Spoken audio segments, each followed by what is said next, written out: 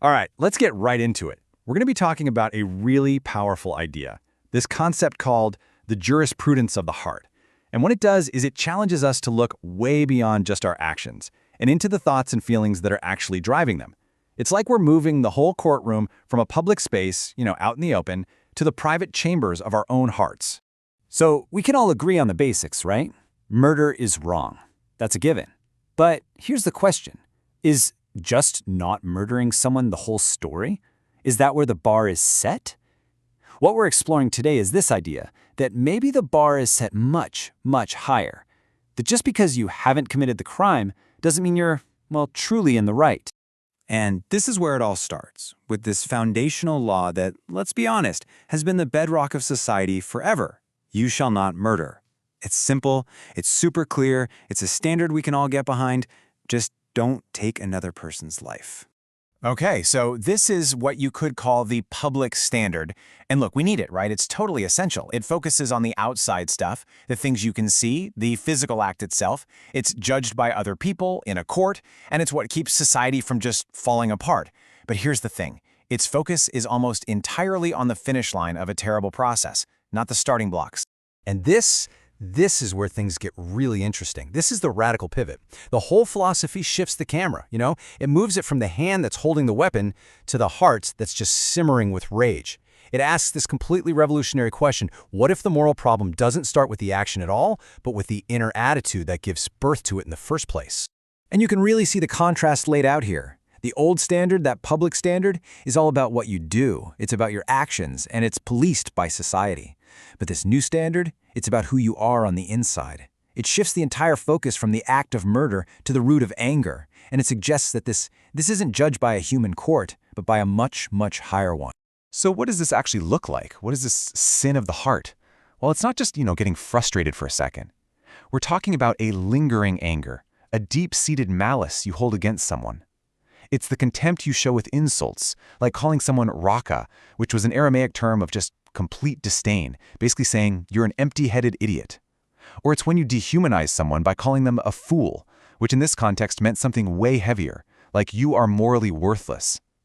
See, these aren't just mean words. They're seen as symptoms of a murderous heart. So here's the core idea, the really crucial point. Murder doesn't just happen out of nowhere. It's the final, tragic fruit that grows from a seed planted way, way earlier. And that seed? It's unresolved, contemptuous anger. So by targeting the anger itself, this teaching is basically performing ethical surgery. It's trying to remove the cancer before it can spread and turn into a terrible action.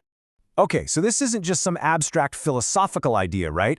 If the state of our heart is what really matters, then that has to have some profound, immediate effects on our daily lives. How should that change the way we actually live and interact with each other? Okay, picture this scenario.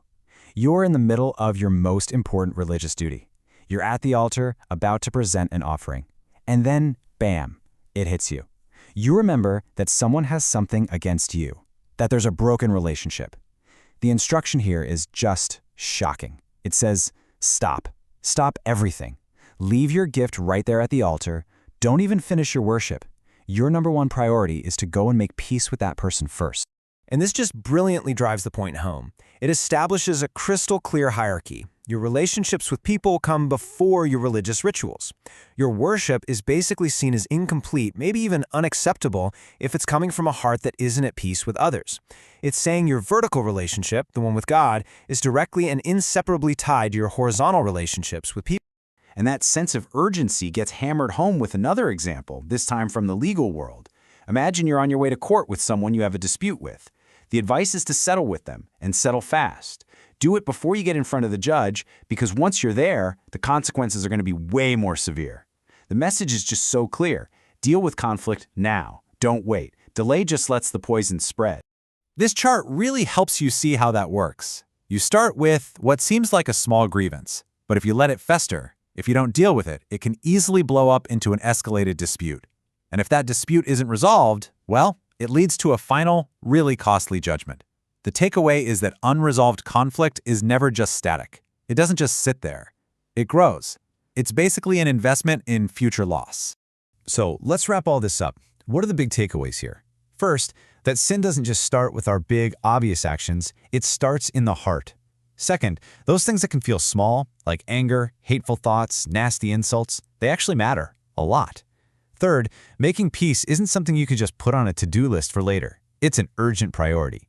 And finally, and this is huge, you can't separate your spiritual life from your relational life. To have true worship, you have to have right relationships. And all of this leaves us with a real modern-day challenge. It's one thing to analyze this as, some ancient text or a cool theological concept. It's a whole other thing to actually apply it to our lives. So the question isn't just, what did we learn today? The real question is, what are we going to do about it? Is there a conversation you've been putting off? A relationship that needs mending? Because according to this way of thinking, dealing with that might just be the most important thing you do all day.